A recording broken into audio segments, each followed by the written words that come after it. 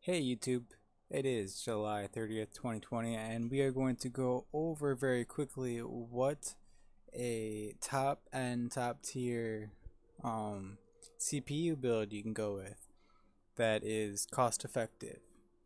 Now with the 2080s NVIDIA GPU cards out, they have ray tracing, but the AMD cards are able to compete with the 2080s just well, depending on what game you're playing.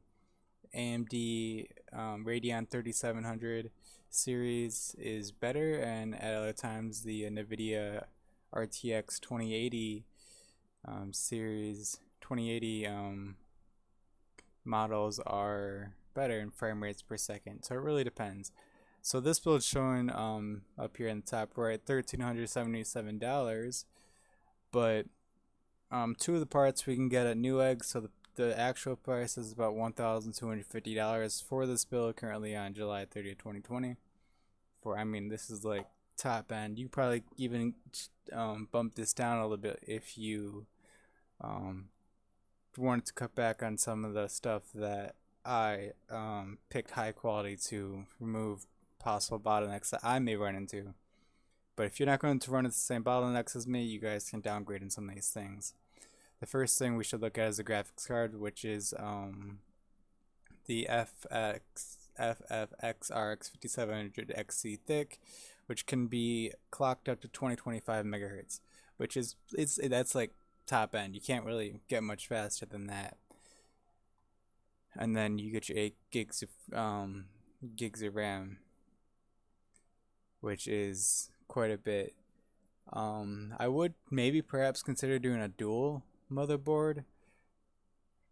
That's one thing I didn't check with this build. I guess I'll double check that is possibility. Maybe you can put a dual in there. I don't know. I don't know what limitations of motherboards and dual wielding graphic cards are. And then we have I don't think there's just two slots. There might be. I don't think there is. There is a second slot for something sometimes though, which confuses me. And then we have the 4 terabyte internal hard drive. I went with the 4. It was 95, but did a different order. I think it was Amazon warehouse, so $81, 4 terabytes, 6 gigabytes per second, or SATA, 54 RPM. That's like the speed, which is on the higher end. I'm pretty sure it looked on the higher end when I watched the example download speed. And then just a 600 power out supply, seemed like it would be able to support the motherboard that I selected and its components. And then a 6-fan $100 case, 32 gigs of RAM with 3600 megahertz, which pretty much how fast it runs. 3200 is pretty quick, and then lower than that is lower tier. But instead of going 3200 top tier, I went with a 3600 top tier. I went with 2 16s. I might add 2 more 32s, which would give me what 64. That would give me what 80 gigs of memory. And with this motherboard, it goes to a max of up 128 gigs of memory. And then we have it for the motherboard. It's an ATX format. Let's see if it says it on here. Yep, ATX format, which the case supports ATX. Let's see what else needs to be looked at here. Nothing really needs to be looked at here too bad. Look at the ports, HDMI.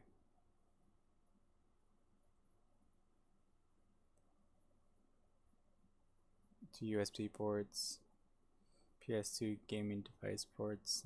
I don't know why that's it. That's oldish. And then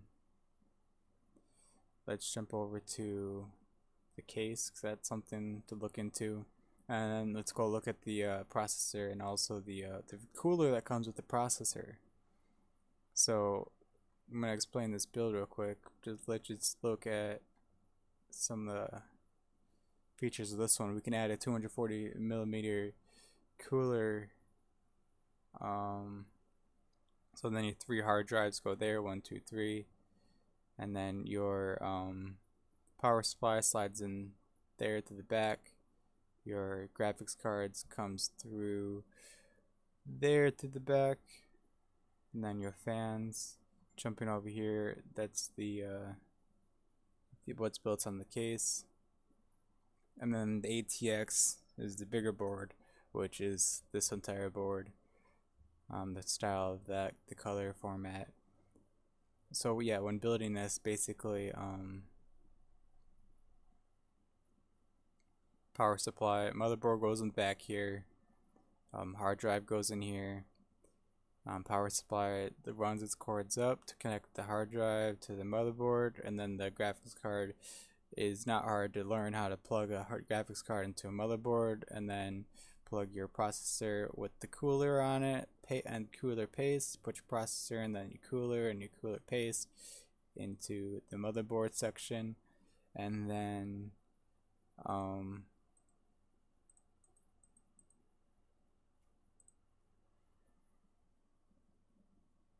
put the motherboard in with the graphics card on it, and it's pretty much everything, right? Those 7 pieces you need, costing $1,377 on Amazon, or $1,250 if you get the top 2 pieces through Newegg Business.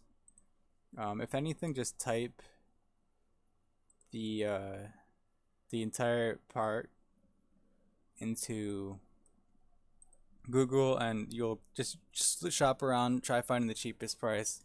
You might even find it cheaper than this. Now I want to throw out that I did go with a higher end, even higher end CPU. So what you could do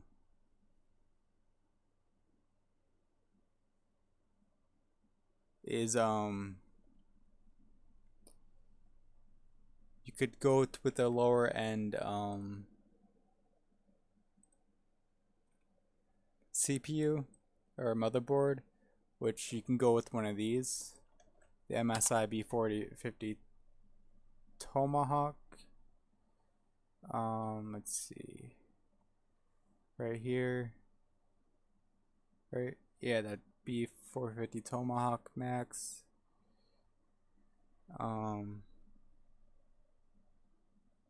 You actually can't even get this, but it's pretty in high demand, 215. So it's not even much cheaper than the other one, but you can get this 170 from Newegg Business. The other one, so the one I showed you on Newegg Business is even better quality than what Amazon has here. So Newegg Business for your CPU is probably where you want to go, and also for your memory. It just seems like they have the best competition, but everything else Amazon is great for getting your computer parts.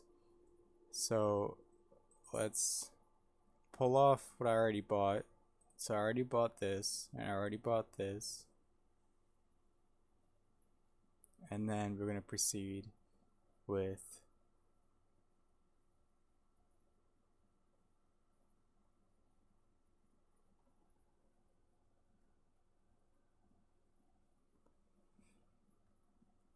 this checkout.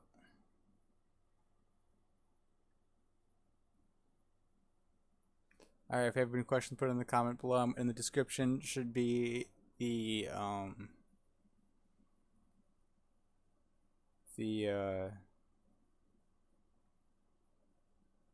pieces described. If not, just look at them right now.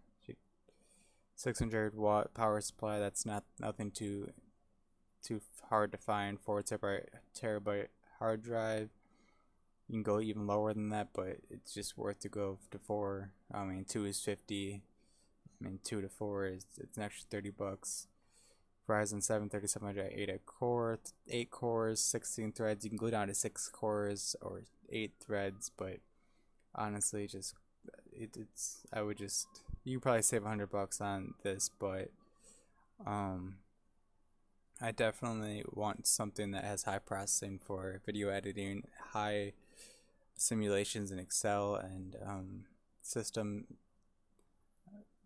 development, and then good graphics card for running the